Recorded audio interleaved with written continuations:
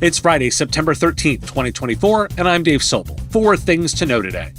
Hybrid work and AI productivity clash with RTO mandates, raising questions about leadership's reluctance. Microsoft forces Windows 11 upgrades and tightens Office security as IT departments brace for changes.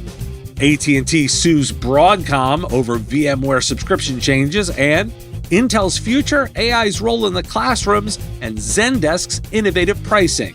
Key trends defining tech's next era. This is the business of tech. A recent Zoom survey reveals that hybrid work is becoming the dominant model, with 83% of employees reporting higher productivity in such environments.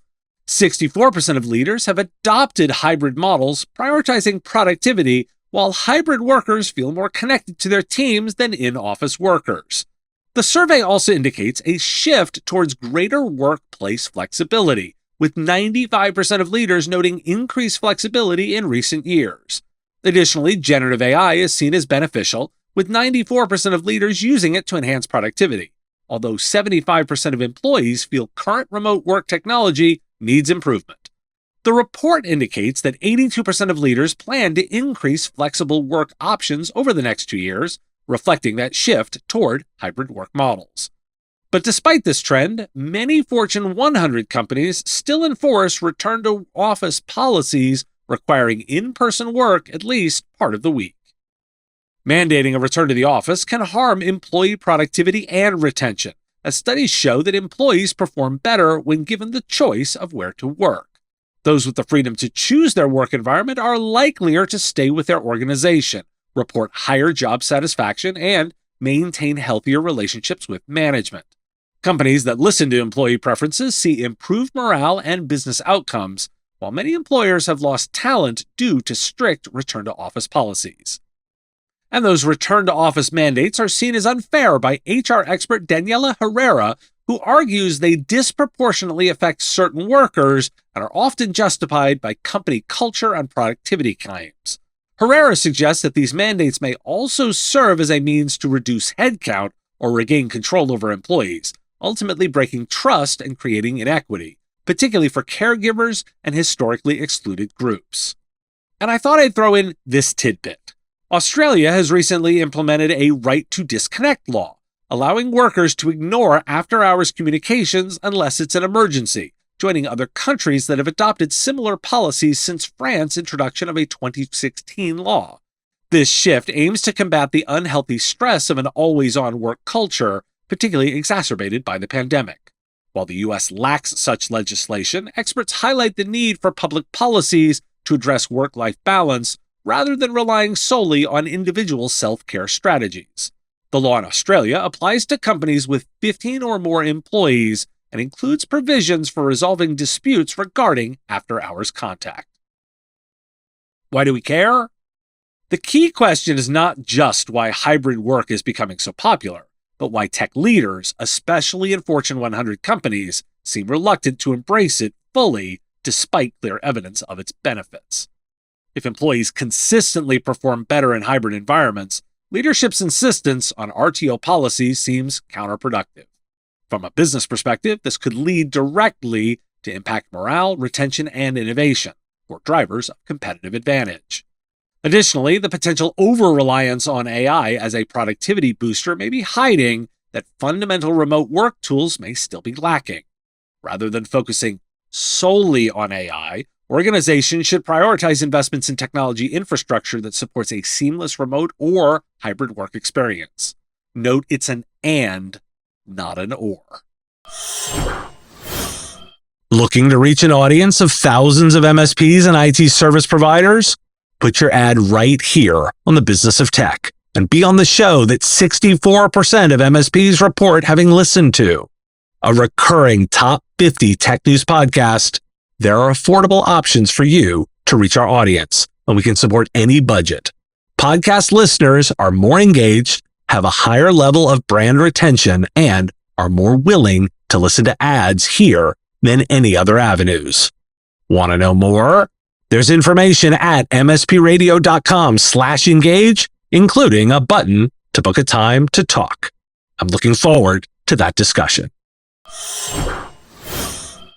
Microsoft will begin force upgrading Windows 11 22H2 systems to version 23H2 starting October 8, 2024, as the former reaches end of support.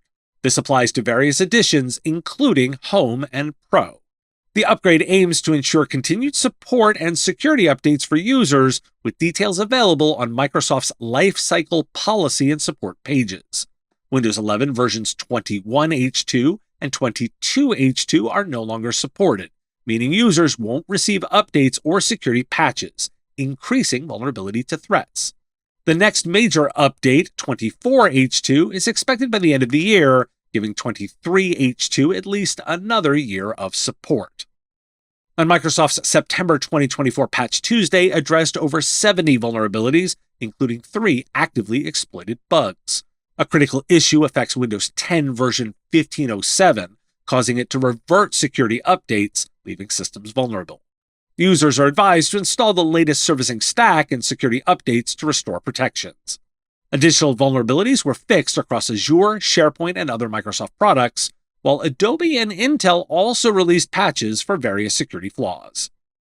Also, starting in October 2024, Microsoft Office 2024 will turn off ActiveX controls by default in Word, Excel, PowerPoint, and Visio to enhance security, following concerns over vulnerabilities exploited by hackers. Users can revert to previous settings, but interaction with ActiveX objects will be restricted. This change is part of a broader initiative to mitigate security risks associated with legacy features in Office applications. Why do we care? These forced upgrades, while beneficial for security, put additional pressure on IT departments. Make sure you're proactive to avoid the higher level of pressure. Constant updates, security patches, and forced upgrades mean businesses need to allocate more budget and resources to IT infrastructure management. So proactive investments in automated patch management solutions, cybersecurity training, and system monitoring tools can help offset some of those costs. However, smaller businesses without the resources of large enterprises may struggle to keep up, leaving them vulnerable to cyber attacks and compliance risks. That, of course, is your opportunity and justification for delivering those services. ActiveX has long been a target for hackers due to its vulnerabilities, and this change should reduce attack surfaces across enterprise environments. However, organizations that rely on legacy systems or custom solutions involving ActiveX may face challenges as they adapt to the new security restrictions. And there's opportunity there for sure. So, how are things going over at Broadcom? Well, AT&T is suing Broadcom, claiming the chipmaker is attempting to breach VMware contracts by withholding essential support services unless AT&T agrees to purchase bundled subscription software, which it does not want. AT&T argues that this could jeopardize critical services for first responders and national security. The lawsuit seeks to enforce AT&T's right to renew support services under a prior agreement. Broadcom has 20 days to respond to the complaint, asserting that it disagrees with AT&T's claims and maintains that the shift to a subscription model is standard in the industry. And the new stack catches up on VMware's transition to a subscription licensing model after Broadcom's acquisition, which has led to mixed reactions among users, with a significant portion considering abandoning the platform due to cost concerns. A survey indicated that while many users are dissatisfied, most still plan to remain with VMware, citing the need for infrastructure changes as a positive outcome. VMware encourages users to optimize their resources to mitigate cost increases, while competitors position themselves as alternatives. Broadcom defends the subscription model as a necessary industry standard to simplify pricing and support. Why do we care? I love how VMware's answer is "don't be wasteful" as the answer to price increases. For businesses relying on VMware, this situation highlights the importance of closely reviewing contracts and negotiating for terms that protect access to critical support services, especially in scenarios like AT&T's. So IT leaders should recognize that subscription models are becoming standard across the industry. However, this also means that organizations must proactively negotiate terms that align with their operational and financial needs, ensuring that they don't get locked into rigid pricing structures. I've been talking about cost management a lot lately. This is a component of that and another element to a valuable service. It's time for some big ideas, back on a Friday. Ben Thompson and Stratechery dove into Intel, attributing its decline to a failure to adapt in the face of competition from AMD and TSMC, particularly in mobile and AI markets. Despite efforts like IDM 2.0 to separate manufacturing from design, Intel struggles with outdated processes and design inefficiencies. The company's future hinges on the ability to innovate and compete effectively, potentially requiring significant government support to ensure its survival in the semiconductor industry. And a book highlight, Dr. A.K. Pradeep's new book, Neuro AI: How to Win the Minds of Consumers Using Neuroscience-Powered Generative AI, explores how global brands can leverage neuroscience and generative AI to influence consumer behavior.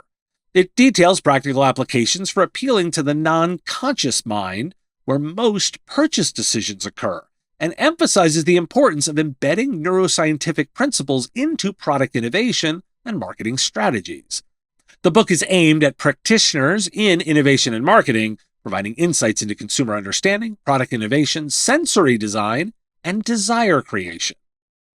And from Business Insider, Professor Megan Fritz observed students using ChatGPT for an introductory assignment in her ethics and technology class, sparking a debate on AI's role in education. While some educators defend AI as a tool similar to calculators, Fritz argues that it undermines critical thinking and the goal of humanities education. She expresses concern over students' declining attention spans and reliance on technology, suggesting that educators face challenges addressing AI usage while maintaining educational integrity. The conversation reflects that broader academic tension regarding integrating AI in learning environments. Forrester dives into AI co-pilots gaining traction in organizations, but measurable business returns are lacking. A pragmatic approach is needed to maximize their value, focus on employee experience, overcome adoption challenges, clarify funding responsibilities, and foster collaboration among diverse stakeholders. Key questions include understanding the true benefits, addressing adoption difficulties, determining funding sources, and defining responsibilities for implementation. And for those who missed it live, you'll get a discussion about this article from the information. Zendesk has introduced a new outcome-based pricing model for its AI customer support software, charging businesses only when the AI successfully resolves customer issues without human intervention. This approach, which aims to adapt to the increasing automation in the industry, may lead to lower short-term sales, but could attract more customers seeking cost-effective solutions. Other companies like Intercom and Forethought also adopt similar models, reflecting a potential shift in the software industry as businesses look for measurable value from AI investments. However, some executives express skepticism about the viability of this pricing strategy due to its unpredictability and potential negative incentives. Why do we care? I'm particularly intrigued by Zendesk's move. Tomorrow on the podcast feed, you'll hear my discussion with TC Doyle about it. It's already on YouTube. Check out the last live stream. On AI ethics, this discussion extends beyond education. Companies leveraging AI in any capacity must think about the ethical implications. Whether in business, marketing, or customer service, understanding the balance between AI efficiency and human input will be key to responsible AI adoption. I hope I've given you a lot to think about. Thanks for listening. Today is National Peanut Day, as well as International Chocolate Day. There are two tastes that are great together. I'm speaking on a webinar for CoreView next week entitled Differentiate Your MSP Business by Governing and Securing M365. Join me on the 19th of September at 10 a.m. Eastern, link in the show notes to sign up.